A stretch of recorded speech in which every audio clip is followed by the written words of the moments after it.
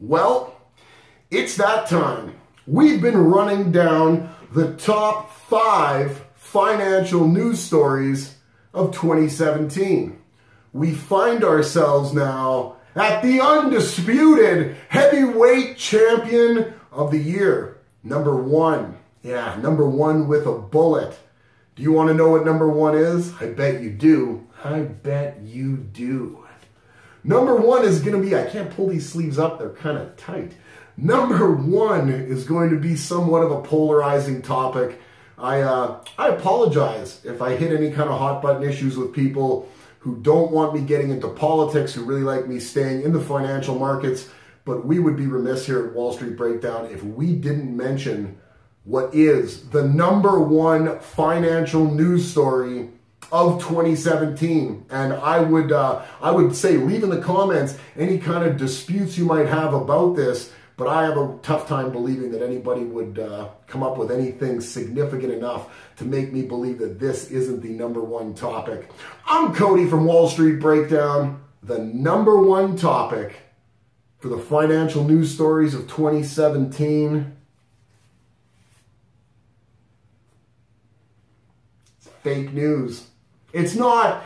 It's Donald Trump's first year as president, and what a first year it was. It was a good first year to start it off, even though fairly rocky when you consider there were a lot of people that really didn't like the idea of Trump being president. A lot of Democrats not too keen on the fact that Republicans were back in control.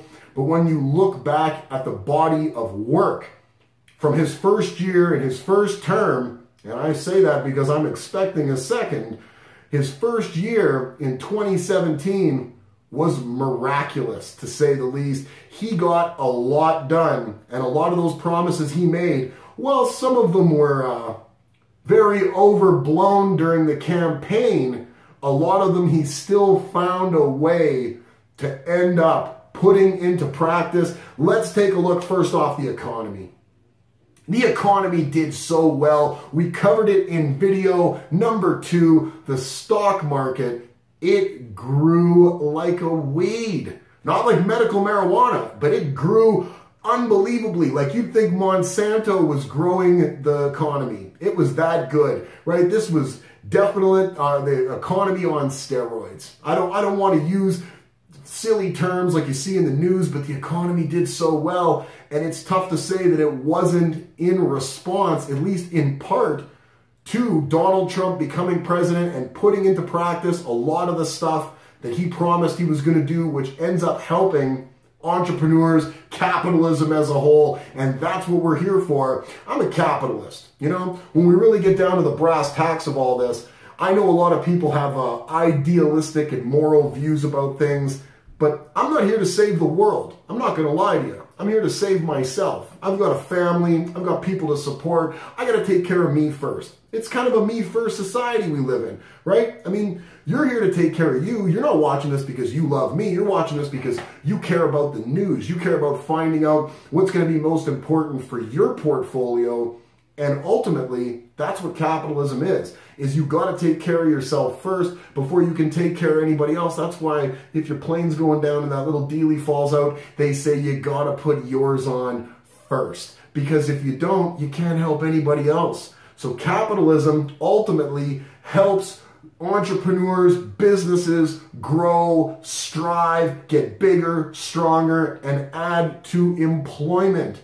That's what we want, is employment to grow, so people like yourself have employment options, so that your wages go up, so that your benefits get better. That's ultimately what capitalism is about. We don't want everything to be even. Not everybody's on an even playing field. People who work harder, who use their ingenuity, who are a bit smarter, deserve to prosper. That doesn't mean we deserve to leave people behind, but we want people at the very top of the food chain, the smartest people, being incentivized to work even harder. Donald Trump, the Republicans, and capitalism definitely adding to that. I was a Donald Trump supporter way before he won the primaries. I was in multiple arguments with people about Donald Trump winning the presidential race. Nobody believed me. Everybody kind of laughed it off. And here we are at the end of the first year raving about how good this presidency has been.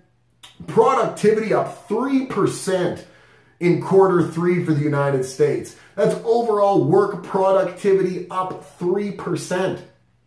I know that doesn't sound like a crazy number to you, 3%, but that's significant across employment when you consider that Barack Obama's productivity average over 8 years was only 1.2%.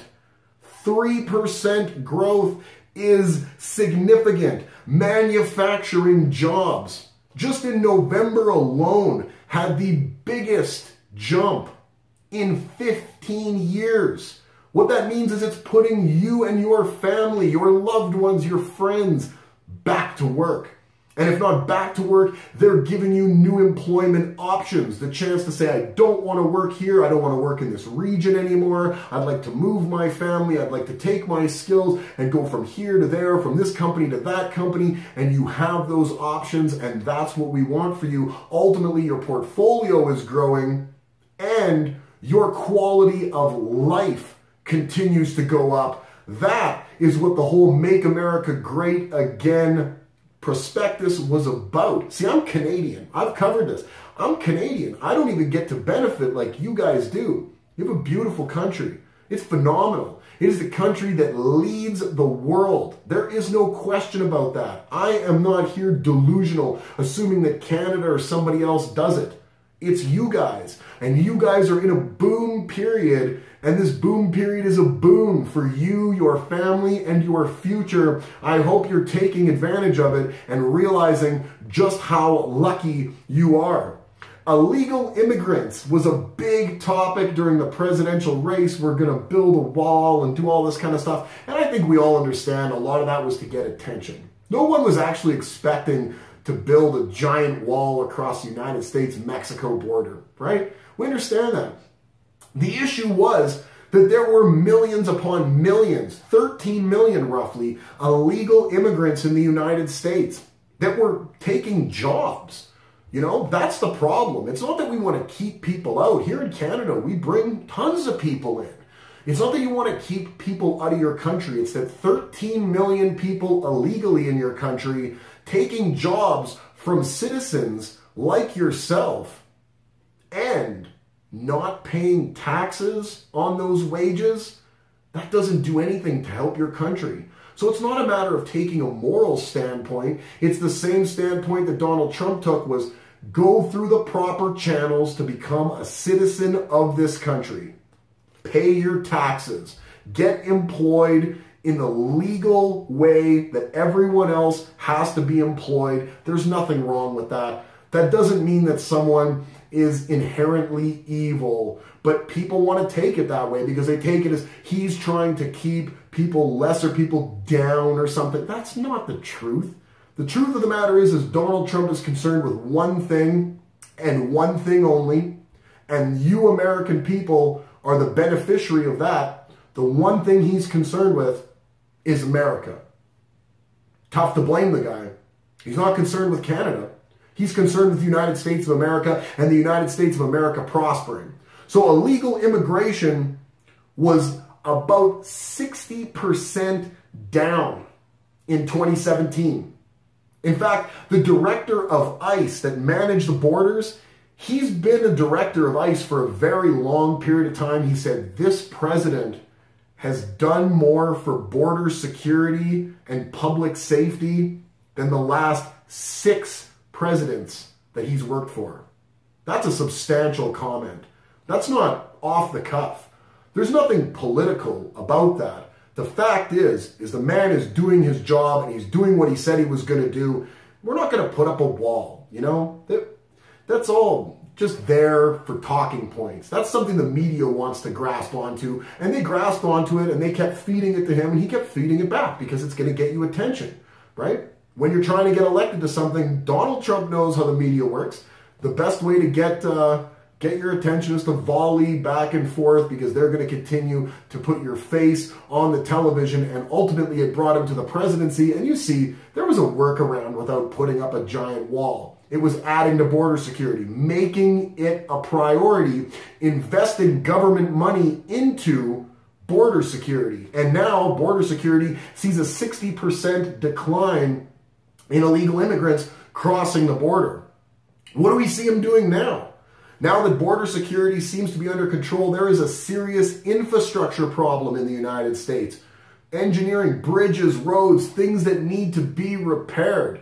And there is a big push in government to find the funds to be able to make that infrastructure strong again. I believe the infrastructure rating as a whole throughout the United States is somewhere around a D.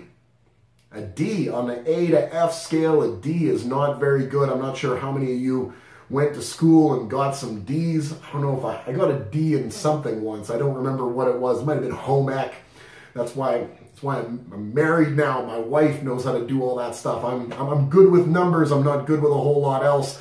But a D is not very good for infrastructure. It's not very good for safety. And what it's going to end up doing when they find the money to help repair this infrastructure that we've been hearing about being in disrepair for years is it's going to add jobs. Jobs to the government sector, jobs to the public sector, jobs in manufacturing. That's what we want, is an economy that's strong, that can employ people.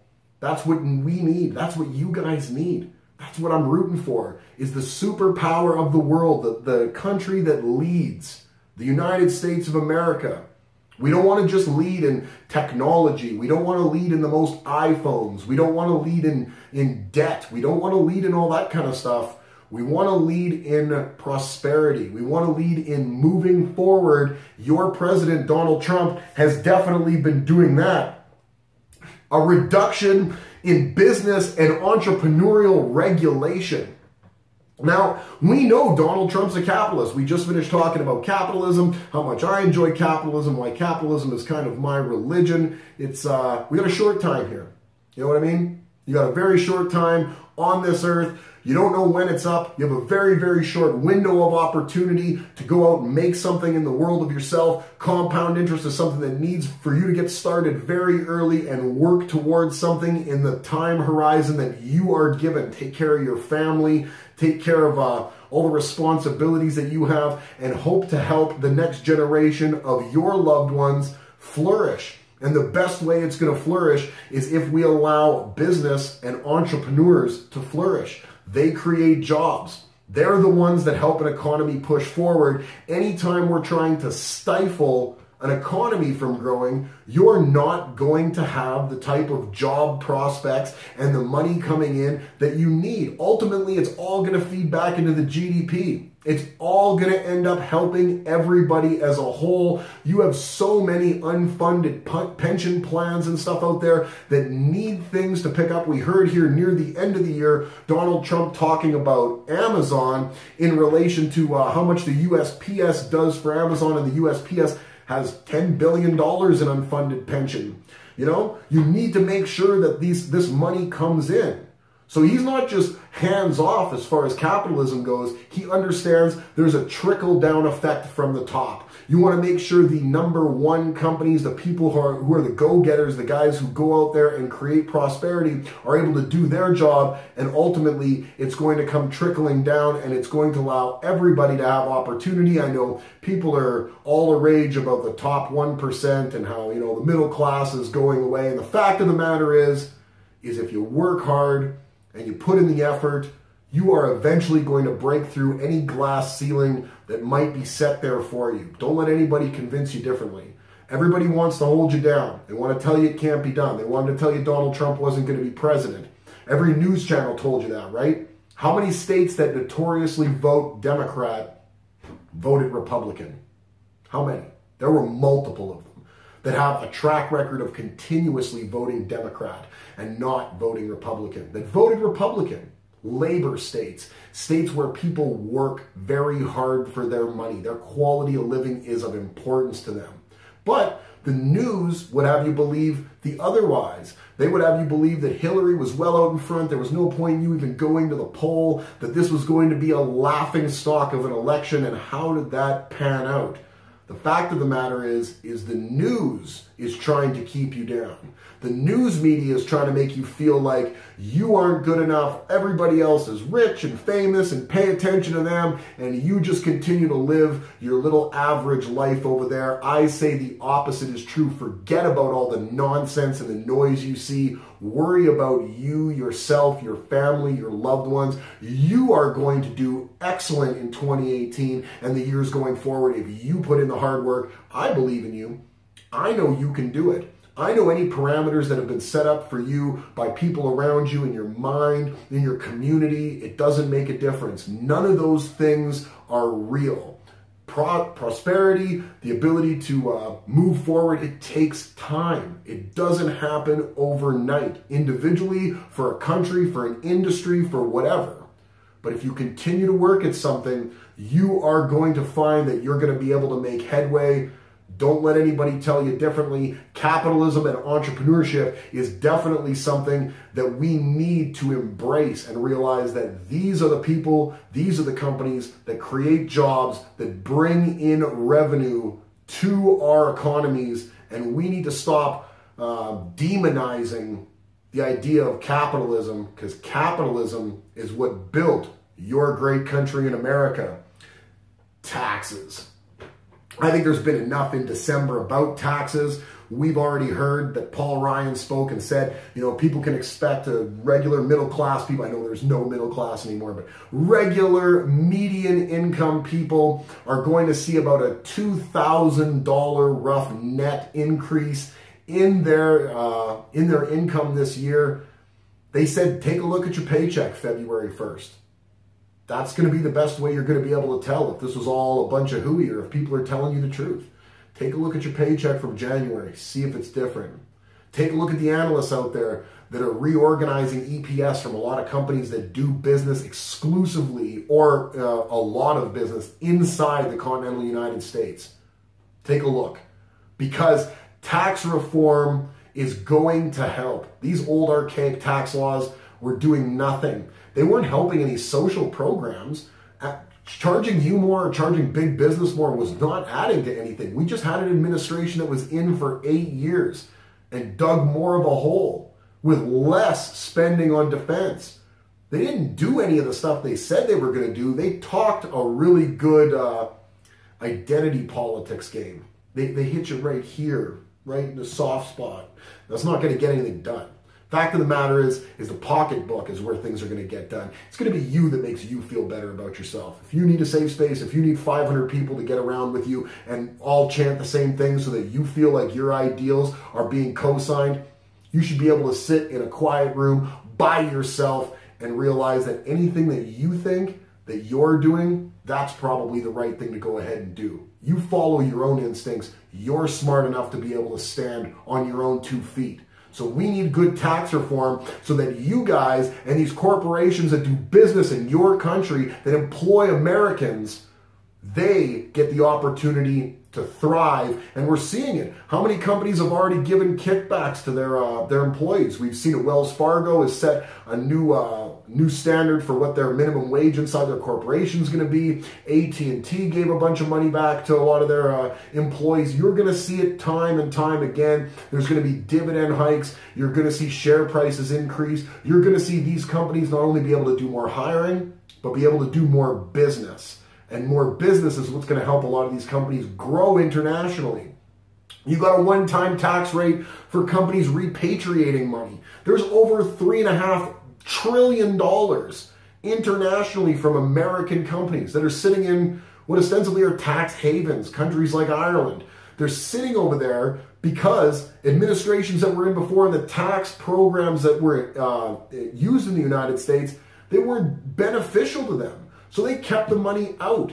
$3.5 trillion. But a one-time tax rate of 15% for liquid assets, 8% for illiquid assets is going to encourage many of these companies to bring this money back into the United States. They're going to pay 15% taxes.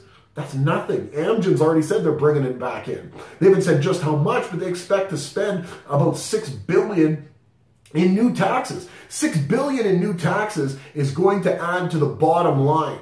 That's what we want. Amgen brings the money back in. Now the money is in America. The taxes have been paid. The government gets their cut, and Amgen has the ability to continue on hiring, research and development, and continuing to prosper. This is what this president is doing for us, is he is breaking new ground in what is capitalism and what we define capitalism as.